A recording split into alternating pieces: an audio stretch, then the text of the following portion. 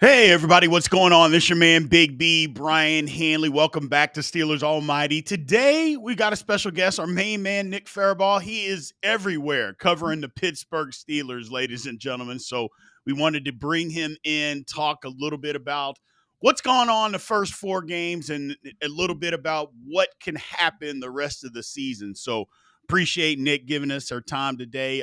Before we even get started, remember to like, follow, subscribe, continue to get in the comment section and hit the notification bell so you know exactly when Steelers Almighty content comes out. First off, Nick, how are you doing, my man? I'm doing really well. It's nice to have some downtime. I just came back from Ireland on Monday, so have recovered over the week, and so I'm doing well. I'm doing well. Absolutely, man. Appreciate you coming on. So let's get into this. First thing, the Steelers are at 3-1. Um, how they got here, I mean, we can argue back and forth with people that want to say it's. I heard today people saying it was luck. I'm like, Steeler causing turnovers is luck, but whatever. I don't know that I hear that often. Guys actually causing turnovers is luck, but whatever. They're 3-1. It hasn't been the best looking 3-1, but it could be 0-4. So we're sitting here at 3-1. I gotta believe that that's a positive sign, Nick, that they didn't lose these football games that were close. I think it is positive. I also think there's definitely things that are concerning, right? This Sure. doesn't look like a 3-1 team. It looks like a No. team that could have lost to the Jets, certainly could have lost to the Patriots, should have easily blown out the Vikings. I don't even know why that game was close. They dominated that game from bell to bell, darn near it, except for the Yeah. last 4 minutes. So really, to me, this team, I don't want to say luck. I don't think that's right because the way they have practiced, punching at the football and forcing fumbles, getting their hands up and tipping balls and getting picks, right? Those are skills. Like a lot Mm-hmm. of teams just don't do those well. And so those are skills, and that's ways to create turnovers. Now, turnovers aren't sticky, they're kind of volatile. And week to week, you're not going to be able to turn everyone over two, three, four times like the Steelers have the past 2 weeks. But what I think you can do is you can look at some positives. And I do think this team has kind of rounded into form a little bit. And, the defense has kind of found a formula with the blitz stuff and a little bit of the back end rotations now coming in. There's still miscommunications, but it's getting there and they have the personnel to do it. And the offense has its own little way of going about it, which is, the quick game, the yak stuff, the running game come along. Like there's positives here. So it's an interesting team. They are not a perfect team by any means, but they also feel like a team that's kind of figuring themselves out Mm-hmm. and maybe are rounding into what could be a really solid team. And if that happens, well, you won while you were at your worst. Right, and that's kind of the where I'm at with it. I'm super down when they lose, and I'm pretty negative. But when they win, I seem to be a little lenient on what I see out there. But let's start with the defense, man. Look, it, at the beginning of the year, Nick, I said, look, as much money as we're spending, I was pretty bullish on we need to be a top five defense or bust, and we are nowhere even remotely close to a top five defense right now. You start out with the run defense. It has not looked good. And teams are literally just running up the middle against the Pittsburgh Steelers. I mean, against the Patriots, it wasn't even off tackle. They were just running in between the guards. Keanu Benton, yeah, obviously, he's the name that comes to mind because that's what everybody wants to talk about. He's too little, not doing the job. And we've seen it. I mean, we can't just say that he hasn't done the job. Now, against the Vikings, it was better, but I mean, you got to give him credit there. There may have been some reasons for that, but the linebacker play too hasn't been great. Nick, what is there anything that you're seeing differently than maybe a lot of us are seeing out there with the middle of the Steelers defense? Well, Queen and Wilson are guys that need to be kept clean. They're Yeah. not stack and shed linebackers. So if the D line's getting cratered, then they're naturally, I think, not going to be great. Like Peyton Wilson has best game of the year when Keanu Benton had a really good game, and I don't think that's a coincidence. Peyton Wilson was clean and was able to kind of go and flow to the football. I think Patrick Queen has really played a really good last 2 weeks. I think he's been very good in the run game. I believe he is kind of starting to understand, like, hey, if these linebackers get their hands on me, I'm screwed anyways. So why not just fly downhill and try to wreck this anyways? And it's Right. worked. They've sent a lot of run blitzes. I think that's been something the last 2 weeks. Like, this was really bad against the Seahawks and the Jets. In the last 2 weeks, the Steelers have been much better about their run defense in terms of running backs. Against the Patriots, May got out of the gate a little too many times around the edge, but the actual running backs didn't kill them in those games. So I think that's positive. And I think part of it is they're sending these blitzes and just blowing it up. They're letting the linebackers play downhill. And what actually it's doing is when you send Peyton Wilson and Patrick Queen down like that, it actually keeps people off Keanu Benton, which is the opposite of what you would think it should weigh, but that's what they've been doing is they've been making Keanu Benton kind of free. I also think the big thing has obviously been Derek Harmon kind of coming in. Yep. He's been a nice boost for them. Just such a big upgrade over Isaiah Loudermilk. Yeah. It really is that. So I think that's been part of it. Getting Deshaun Elliott back last week, very good for it as well. And Herb is, Nick Herbig is not nearly as bad of a run defender as everyone tries to make him out to be. I don't know why that ever became a thing. He's never been a terrible run defender, but he's much better this year than he was last year. He's taken a leap there. So I think they've kind of figured it out. And I do think the first 2 weeks, a lot of it was alignment based stuff too. They just weren't lined up in the right gaps. They Yeah. were losing before the snap. It was like the same communication stuff we're talking about in the secondary, but up front. I think that stuff has been hashed out for the most part. So I think the run defense is kind of moving in the right way. I will say, the Patriots and Vikings offensive lines, Yeah. not exactly great. Right. I understand the Jets and the Seahawks like aren't top O lines either, but they were healthy, and the Vikings had 3 of their 5 starters out by the middle of the game. Right. The Patriots O line, different story, but the Steelers did kind of work them for the most part. So I do think things are working in the right area there. I also think the Steelers have been kind of privileged in a few of those games where they got out to leads early, right? They got out to the early 14-0 lead in New England. They got out to a 21-6 lead in Ireland. So running the ball wasn't as big of a factor. You kind of had to step back, pass the Right. ball. So you had to air it out. So that's something too. So there's tests that are going to be kind of met here for the Steelers in terms of their rushing defense, but it does look much better, I think, over the last few weeks. So I think that's moving in the right direction. It does, and that's the thing is that, the Steelers wanna play with a lead. I mean, that's how this defense is kinda built. You get those outside pass rushers, you want those guys to be able to do that. Something that they did last game, Nick, that I picked up on, and some other people did too, is, everybody knows they double and triple team TJ Watt. I mean, teams have just decided we're gonna block him aggressively with the tight end, and when they're passing or even in passing situations, they're going to aggressively block them. Well, the Steelers unfolded their linebackers. And, against New England, they were doing that. And then the linebackers would run 8, 9 yards, turn around, be wide open underneath the zone and catch the football. And it was a problem. Well, they unfolded those linebackers this week and they said, okay, fine. First off, Patrick Queen gambled on the first time that I saw it happen, and the guys didn't block him. He was wide open for a sack. The next time he didn't gamble, but they still had to account for, okay, he might blitz, but then he's standing right there when the tight ends release. Something interesting that they did that I thought, that changes things because instead of just giving away those 8 yards on that, the Steelers took that away, Nick. Yeah, it's something that they have started to do. And I like that they are now using the attention TJ gets to kind of play off that. Patrick Queen will come, splitzing off that side now. They'll send a nickel. They sent Ramsey and others off that edge now, and because of that, Herbig's getting one on ones, and we have seen over the past 3 weeks Nick Herbig one on one, even against Christian Darrisaw is a problem. Right. So I think that's been something. And the Steelers also are trying to do some different things where they're dropping guys in coverage while sending this guy and trying to take away your hot. So, when the blitz comes, you don't have that outlet as much. And so they're doing different things up front. It's fancier than what they were doing last year for sure. I think they're still kind of feeling that out. But TJ Watt has been super kind of indispensable in all of that. I mean, he gets chipped and double teamed or double teamed and chipped. And, there's 3 guys allotted to him. And so the Right. Steelers are starting to say, okay, you want to do that? We'll send these guys here. And then every once in a while, teams start to focus on the other guys and you get TJ that one on one.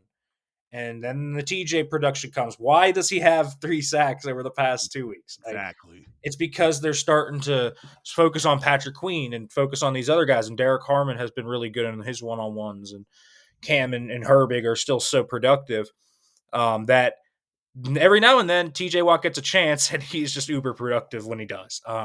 Still at a great one-on-one rusher, and he still has that. So I think the stats won't look as pretty as the Myles Garrett's of the world, because Myles Garrett is just a wizard with his kind of deep bag and different things like that. But Right. what TJ does for the Steelers' defense is invaluable. He's the Yep. most important player on their defense. I mean, there's no question about it.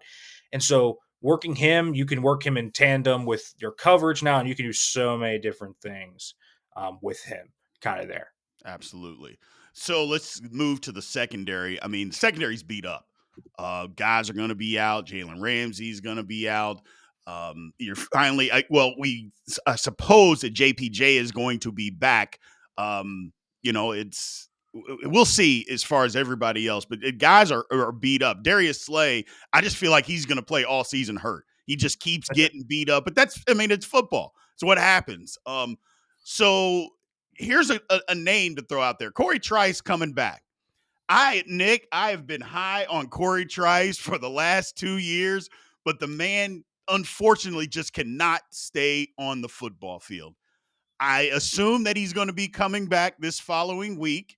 If that's the case, is this kind of the last draw for him? Because the team has kind of said, okay, we would rather have you than Beanie Bishop. Okay. Is this kind of the last straw? Like, okay, you got to stay healthy or we just got to move on? I think so. I mean, it kind of has to be, right? We Yeah. Every single time this guy gets a modicum of success, momentum, he gets hurt. I mean, it really does happen, right? He has a great he has a great start to his rookie campaign. In training camp, tears his ACL. Boom, he's done for the year. He comes back, has a really strong start, gets the pick in Denver. Next week, he pulls his hamstring. He's out for 8 to 10 weeks. This summer, all right, he's back. He looks good. It seems like he's going to make the team. He might even be the corner four. Pulls his hamstring again. Like, it's just every time with this guy, and so he can't be trusted because he gets hurt too much. But Yeah. he's obviously talented. Yeah.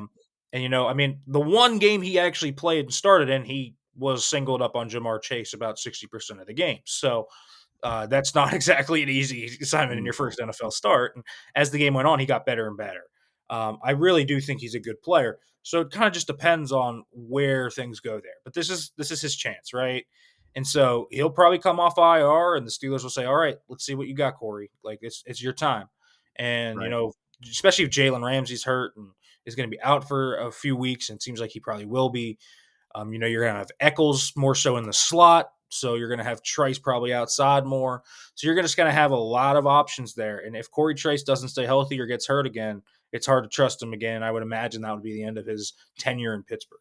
That's kind of what I was thinking too. And it's too bad because I think he does have talent. I mean, he's tall, he's long, he's kind of quick twitchy, but maybe that the quick twitchy is part of the problem is that he keeps getting hurt, unfortunately.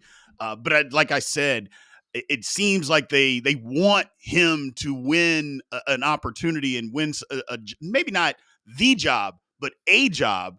But at some point, you got to stay healthy. It's just, and nobody blames him. Can't help getting injured, but at the same time, the Steelers can't help it either. So, having said all of that, I think Beanie Bishop. Any thoughts on him moving up? I mean, is Dante? First off, is Dante Kent coming back? And Beanie Bishop, it kind of seems like the Steelers are just content to leave him on the practice squad. Well, it depends. If Ramsey's out, they're going to need a backup slot. So Yeah, either Beanie's coming up or you're going to bring Dante Kent off IR. Now, bringing Dante Kent off IR makes sense. He can also be the punt returner if Calvin Austin's going to miss time. So there's possibilities there, but I don't think you can bring both him and Trice off IR. And they've already designated Trice to return. So Trice probably going to be the likelier option of the two. So my guess is it's probably Beanie's time to come up from the practice squad for a little bit and maybe have a shot. So we'll see, because Eccles is right now the only slot on the roster if Ramsey misses time. I mean, the Steelers got into such a bad spot on Sunday yeah, when they lost Eccles and Ramsey at one point, led to the blown 81-yard play for Jordan Addison because Deshaun Elliott was playing slot at that yeah. point. And so, you need a backup slot corner. And so I don't think Kent's going to come back. He could. He's healthy. I think he's ready to. But this feels to me like the Logan Lee situation last Yeah. year, where he'll be on IR for most of the year unless the Steelers just need him back. And I think Trice is going to be the one to come back, not him. So my guess is, Scotty Miller's probably just the punt returner, and that's that. Got it. So moving to the other side of the football. Look, Nick, I don't know you very well. I listen to your stuff all the time, my man. So I don't know what your thoughts are on PFF. Having said all of that, Aaron Rodgers, 36 ranked quarterback according to PFF. I have no idea how that's humanly possible. Look, I've been around football my entire life, my man. I've watched it. I understand it. Mhm. I have no clue how you could possibly think that he is the 36th ranked quarterback in the National Football League at this time. I just don't know where they're getting that. So, I mean, I like PFF stats. I don't really weigh their grades, and Right. I don't. So it's kind of a double-edged sword there. They don't know what all the responsibilities are, and it's tough. And listen, I mean, I think part of it is that Rodgers has kind of been a point guard all year. Right? He really hasn't had to put the team on his metaphorical back and make 20-yard throw, 20-yard throw, and just dot him up down the field.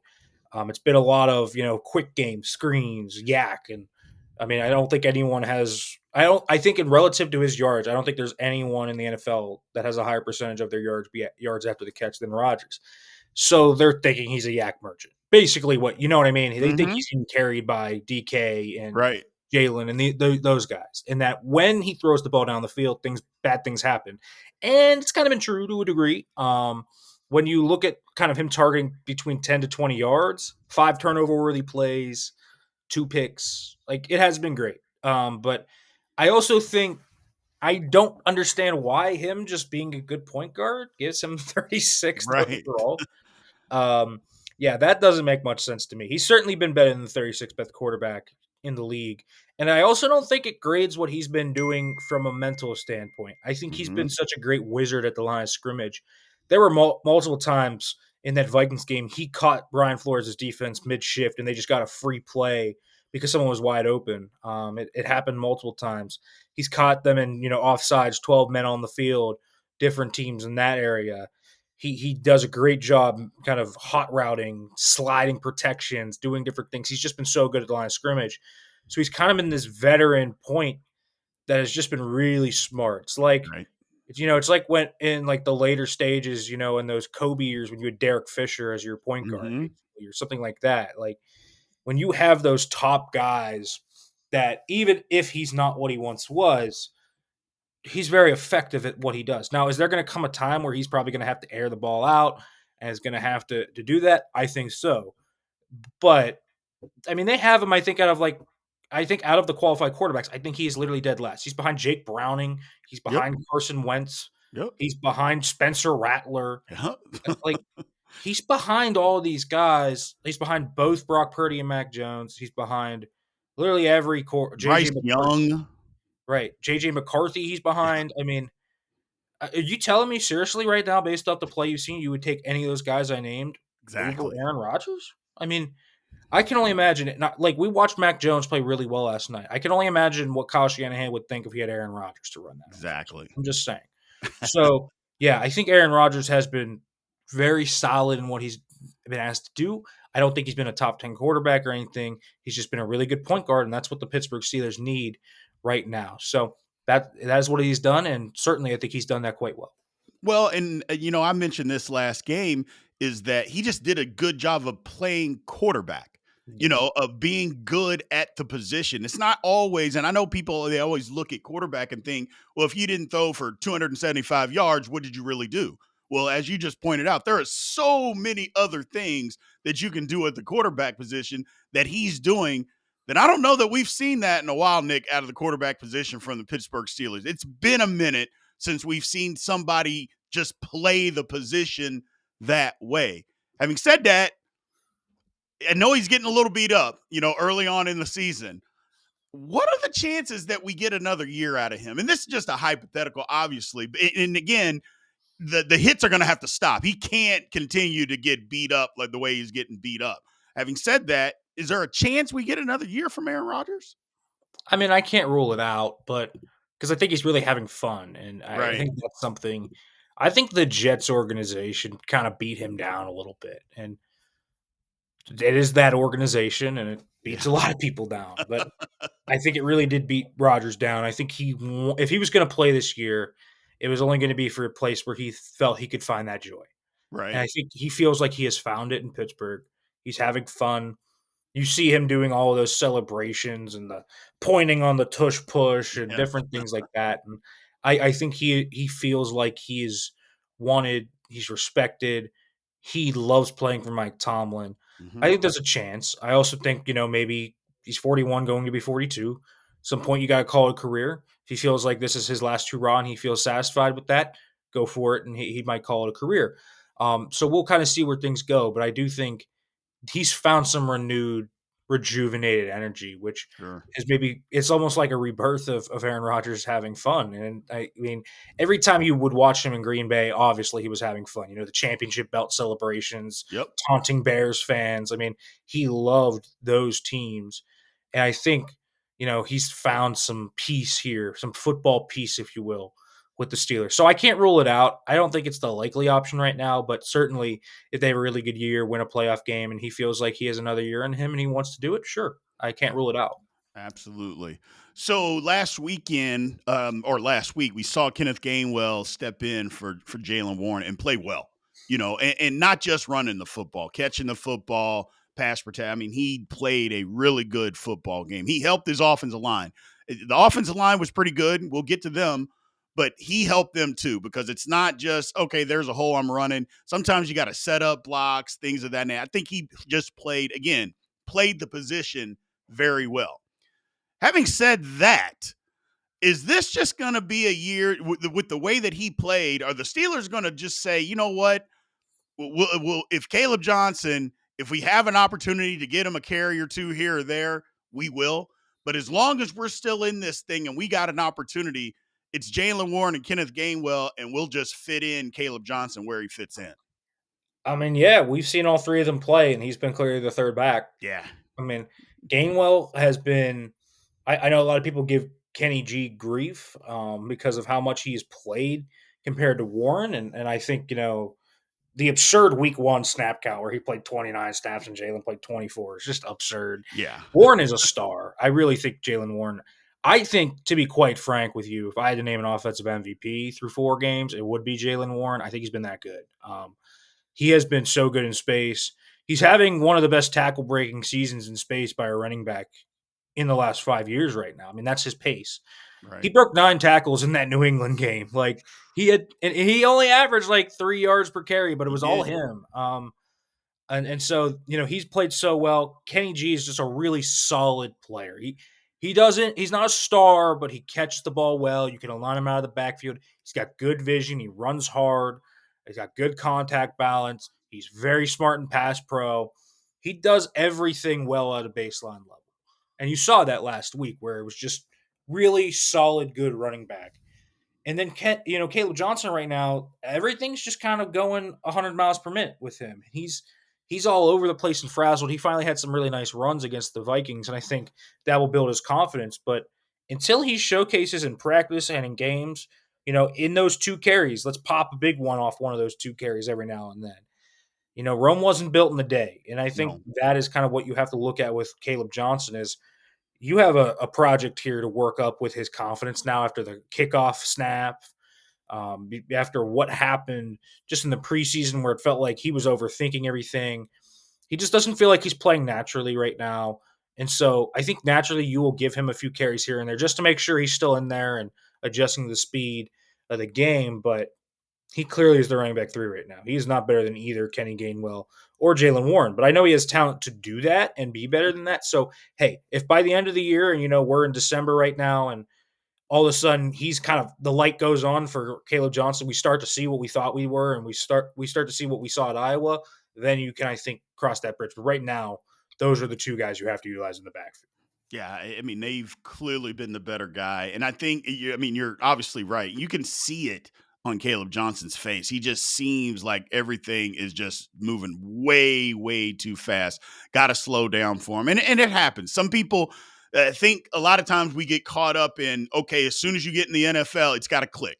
And it just doesn't for everybody. Sometimes it takes a year or two for guys to mature, just like anything else. I know we think football players are different, but I promise you that people that they're not. They're still human beings. Where we go as far as wide receiver, Calvin Austin goes down. He's going to miss some time. How much we don't know.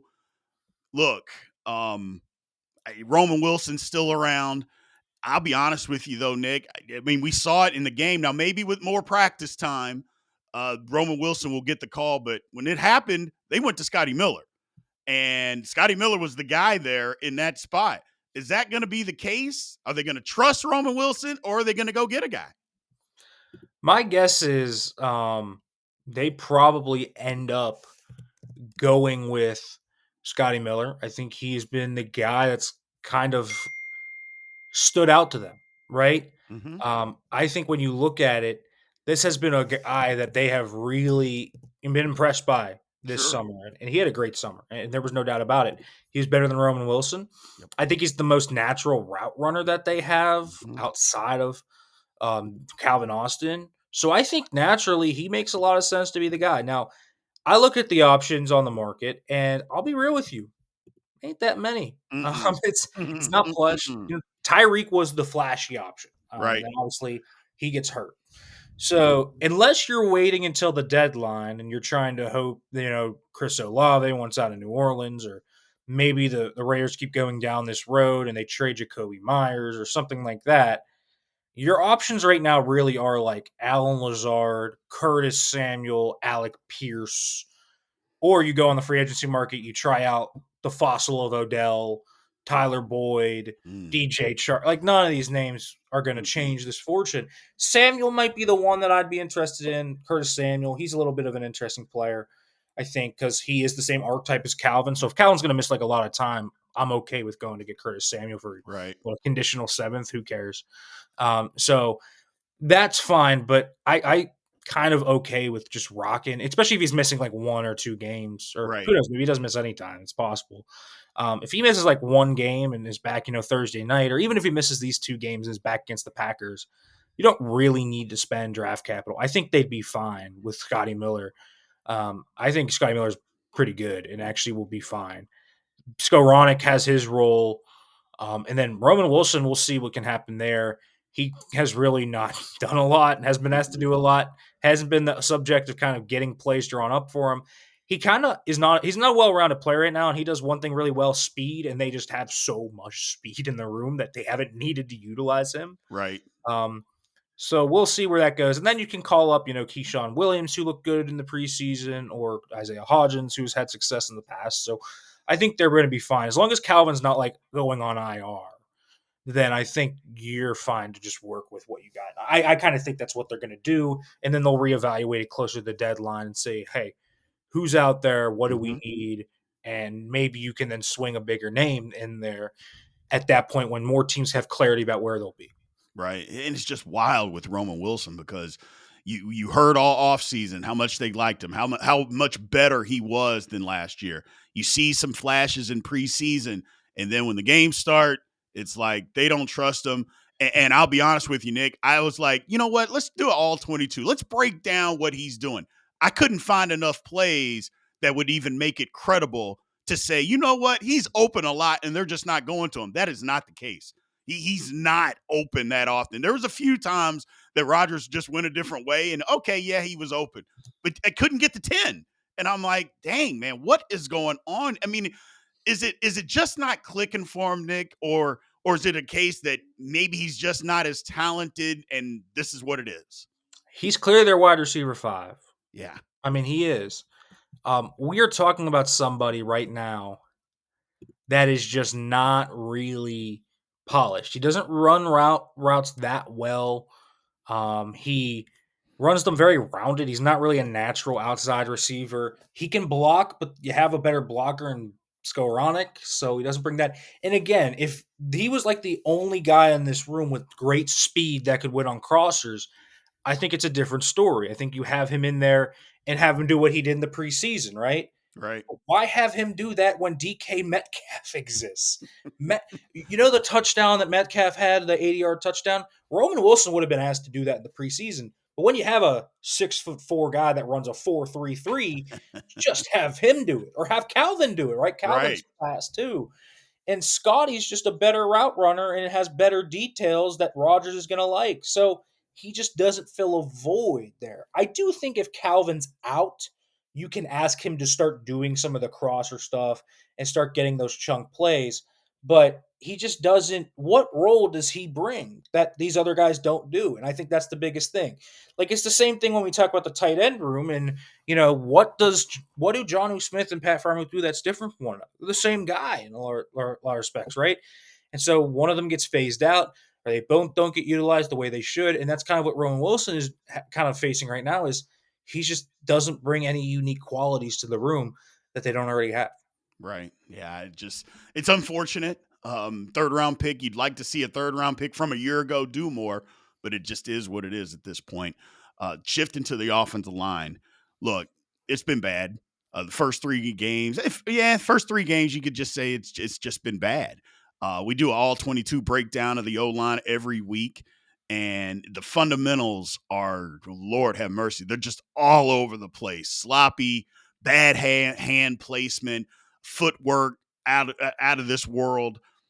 But it got better against Minnesota. That's the thing that got better. And the most important, look, I'm hard on Broderick Jones, Nick. And the reason that I'm hard on him is because he's so big and he's athletic. If he just gives effort to the whistle on every play, he can block guys. Even when the technique is super sloppy, he can still block guys if he just gives the effort. And I think that's been the biggest problem with him. But is there anything that you're seeing that maybe not, that I'm not? Because I talk about technique, hand placement, footwork constantly with these guys. Seems like they don't punch. They grab a lot. Hands are on the outside. Defensive back or defensive ends and defensive tackles get into their chest constantly, and it's like we live on countering defensive guys because we aren't first to punch. Is there something different that you might be seeing out there with that? They play like a group of individuals, not a collective, and that's my biggest issue with them. I actually think individually there are some promising things. I've been very, very, very prominent. I've been very intrigued by Troy Fautano. I think Mm-hmm. in terms of advanced technique, there's no one on that line besides Zach Frazier that's better than him. If, Correct. if if you gave Fautano's technique to Broderick, you're talking about a Pro Bowler. Like, you know what I mean? Yes. Fautano has like some natural physical limitations. He doesn't have elite length and Right. stuff like that. But when he just kind of goes in true pass it's one on one, he's been pretty good. Like the issue is these guys can't pass off stunts. I have No. been the 2 sacks they allowed against Minnesota, blown protections off stunts. They didn't get whooped. They just Nope. let them go by because the protection was wrong. Miscommunications. And that's been the one disappointing thing with Zach Frazier. Frazier, when he is just whooping guys in front of him and blocking guys, still one of the best centers of football. But to be a truly elite center, you have to have great communication skills and be able to pass off stunts. He hasn't been able to do it. Isaac Sayamalo hasn't done it. That's the Mm-mm. weird one. I don't understand that. He's the veteran of the group. If there's one guy you shouldn't be worried about passing off a stunt, it's him. And it's been all 5 of them at times. Really, it's been kind of, I think 54 and 66 have been the biggest issues on that front. But Yes. that's been the big one to me. In the run game, they don't really work together as a duo, on things Mm-mm. like inside zone and duos where you have to combo block and climb. The Terrible. timing's not right. The footwork isn't in sync. So they play like a group of 5 individuals. It's not like a collective. For Broderick, I don't know what he's doing half the time. Mm-mm. Um, sometimes I think it's effort, but I think most of the time he just has terrible technique. He Yeah. ducks his head. Yep. You talk about not being aggressive. He catches guys rather than getting his hands on them. He's much better when he's not vertical setting. When he can kind of get up on you and jump set or 45 set and just get Yep. up on them, that's when he's at his best. When he is asked to kind of kick step and get into a pocket, he gets blown back Yes, because he he does. catches them. Sam Hollis had some really odd losses this year. I do think McCormick, Frazier, and Fautano have been mostly fine when you isolate them as individuals, but they got to pass off stunts better. That's the easiest thing they can do. If they can communicate and pass off these stunts, they will look so much better because it's not like I feel like most of these guys are getting whooped. I think Right. a lot of the bad stuff when you see a guy get whooped, it's mostly 77. But I don't feel like Faltanu, McCormick, and Frazier and Samalo get beat that badly one on one. I feel like it's more they just don't have timing down in the run game. They don't have, communication up to snuff in the passing game where they pass off these stunts. It's frustrating because that's coaching to me. If you don't have good timing, if you don't have chemistry on the offensive line, I get they're young, but McCormick and Frazier have been playing together for a year now. Why can't they communicate? That's an Correct. issue to me. I understand Sayamalo and Jones. Okay, that's a new duo. Falton, who's pretty new at right tackle because he missed most of last year. But what are we doing? It's like, it's the same thing we were talking about in the secondary too. What are they doing in training camp that is causing this? Because there are teams that can communicate in the secondary. There are teams that are good with their timing in week one, Hmm. and they're new groups. It's not like, you have a bunch of continuity. What are they doing from a community? It's like a communication is the story of the season, defensively and offensively. What is going on in their methods of teaching communication among their players that isn't clicking? What is what? So they need to deep dive into that Yeah. because something's not working in the secondary. It wasn't working up front defensively for a while. They've now figured that out, and something is not working on the offensive line right now. And so I just feel like that basic thing would make them so much better. The run blocking from 66 and 76 needs to improve. I think that is something I've noticed. Falton has been really good in pass pro, not as great, in my opinion, in run blocking. But they need to play like a collective. They play like Hmm. a group of individuals right now.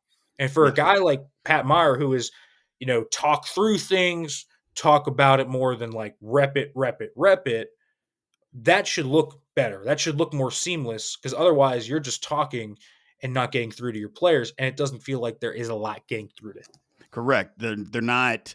It's cool that you said it because I say it all the time when you talk about working as a tandem because double team blocks inside zones. It's McCormick is the worst at it. Is he refuses to just get movement on the three or the one. He is constantly just trying to get up to the linebacker, and I keep screaming, the linebacker. I promise you, he will run to you. If the play is going behind you, he is going to run to you. Just get the movement first and they just you're right, they just can't get that figured out. And then Siamalu, pass protection, he constantly drops that outside leg, and you're not going to be able to pass off a stunt when you're not square. When you drop the leg and the guy goes inside, you're not going to be able to do it. I don't know, it's an ugly habit. He didn't do that before. It seems like it's been really exaggerated this year, Nick, because that was not something that he did before, and now he is. Maybe he's older. I don't lost some power. I don't know, and this is how he's trying to keep guys out. But you can't pass off stunts when you're not square. It's impossible, literally, to do that. And I've Yep. seen a ton of that. And he drops his outside foot. McCormick brings his inside foot up, so then he's not square. So it's like, well, wow, this line, instead of going straight across, it is a zigzag. Doesn't look good. But they did play better against Minnesota. I'll give them credit. It looked better. Some of the stuff that they did, it wasn't just always bringing in Spencer Anderson. Now, granted, that helped. Don't get me wrong, being able to block better at the point of attack. But I think collectively they were better. And I know the excuse that a lot of people said as far as the defensive front was, hey, they were playing against three backup offensive linemen. They were. Okay. Well, that wasn't three backup, D linemen. They didn't have a bunch of guys hurt from Minnesota, and that's a good run defense. And I thought they played well. It wasn't perfect. Again, the third and one, trying to end the game. Broderick completely whiffs, let Jonathan Allen get out the back door. I'm like, if you just get in his way, it's a first down and we win the game. But but they did play better collectively. At least it looked better. It did. I will say, and I don't think Spencer Anderson was the reason they ran the ball well. I think big number 80 was the reason they ran the There football you well. go. I think Darnell Washington is the key to everything in this rushing offense. He cleared the C and D gaps all game. He did. It's one of the best run blocking performances I've ever seen from a tight end. I'm just going to put it straight out there. Darnell Washington was the engine behind the Pittsburgh Steelers run game. And he played 90% of the snaps. He needs to play at least 75 every week. They Mm-hmm. can't run the ball with Jonnu and Fryermuth out there. No. They just can't. They can't. You need an inline blocker nowadays in the league to block guys. And they have one in Darnell, and he's not a total zero as a pass catcher. So Nope. I think Darnell was part of that. But I also do just think the timing was better, specifically from the interior. Frazier had his best game of the year. That looked like the Zach Frazier I know and love. Right. Sans the snaps, but whatever. The snapping issues with Frazier, I think, whatever. If he's Creed Humphrey, he's Creed Humphrey. Creed Humphrey also can't snap the football accurately. Right. No one complains about that. I think we'll look and kind of see where that goes. I thought Fautanu looked really good. McCormick had much better technique in terms of timing on the combos. Sayamalo lost his mind about 2 times, but other than that, looked good. And Broderick I feel like Broderick, in terms of the run game, has been a net positive and for the most part this year. You talked about the one play, but I actually think he's kind of moved guys in the run game more often than not. For as He bad as has. he's been in pass pro, he's made some really nice blocks in the run game.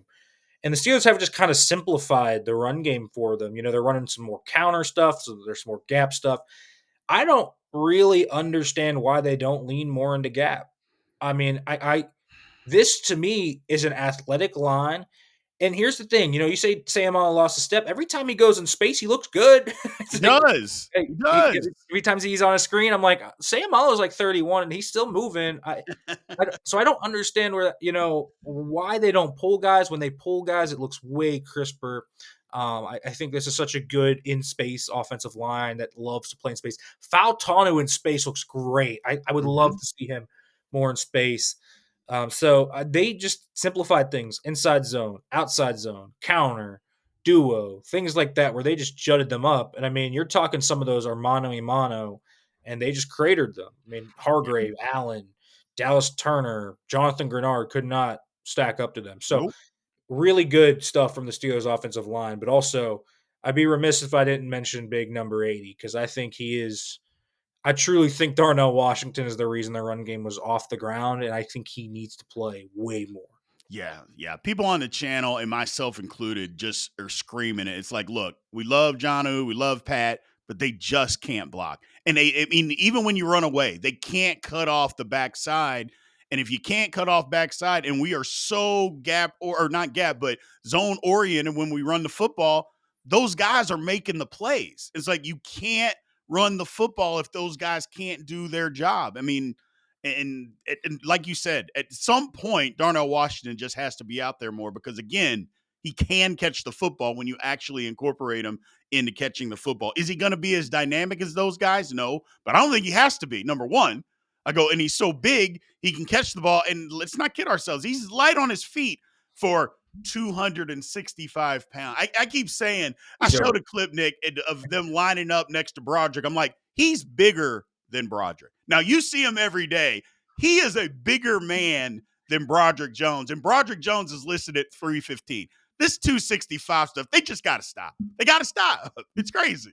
He is legitimately 300 pounds. Yeah. I truly believe that. I truly believe he is that big. And not only that, I really just kind of think he is so good as an inline blocker. It just Mm-hmm. changes the math.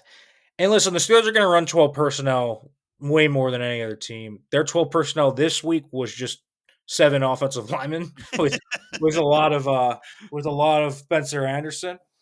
I think in the future, though, if you start to see more man coverage, which I think they naturally will see if they run the ball better because you're going to force teams to roll down the extra safety, I can play 12 personnel with John New and Pat split out. Mm-hmm. And then when you see man to man, that's where I think John New and Pat come in. And you're like, okay, I love John Smith on a nickel. I love him on a Absolutely. safety. I love him on a linebacker. I Yep. also like Pat on all 3 of those matchups. So Darnell opens the gate for those 2. Everyone's been asking, where is Pat Fryermuth? Well, he's one, he doesn't have a great connection with Rodgers. 2, they haven't set up the plays for him because it's just not his offense. And really, John who's been a glorified running back in a lot Yeah. of ways. So all of this kind of plays into this. Darnell Washington kind of unlocks Pat Fryermuth and John Smith too in a lot of ways. So just play Darnell. That's all I'm saying. Yeah. Play Darnell and you will be much better as an offense. Trust me. Absolutely. Well, Nick, man, again, I can't thank you enough for giving us your time today. for anybody that happens to not know all the good work that you do out there, let everybody know where they can find you at. Yeah, you can find me on Twitter at Farabaugh FB, on my YouTube channel, The Steelers Blitz on Penn Live, and then also check out the articles, pennlive.com/Steelers. Absolutely. We appreciate you, man. And thanks everybody out there again for listening. Talk to you guys soon, and aloha.